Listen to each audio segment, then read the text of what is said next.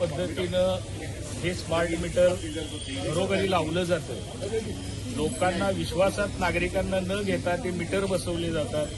मग अपार्टमेंटमध्ये राहणाऱ्या व्यक्तींना माहिती पण नसते की माझं स्मार्ट मीटर बसवलेलं आहे आणि त्या व्यक्तीला अचानक जे 1000 रुपये बिल येणार होतं ते अचानक 2000 आल्यावर त्या व्यक्तीला कळालं की अरे माझं बिल वाढून आलेलं आहे आणि त्याला नंतर कळालं की हे स्मार्ट मीटरमुळे झालेलं आहे.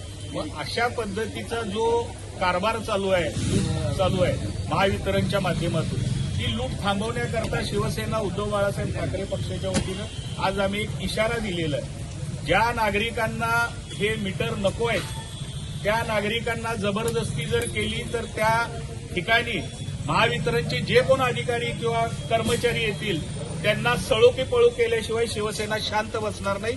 त्याचबरोबर आम्ही आणखीन एक त्यांना मागणी केलेली आहे, जे मीटर बसवलेले आहेत आणि त्या नागरिकांना ते मीटर नको आहेत ते मीटर सुद्धा परत काढून घ्यावे आणि आम्हाला जुने आमचे मीटर आहेत ते बसवावे असा इशारा त्यांना दिलेला आहे.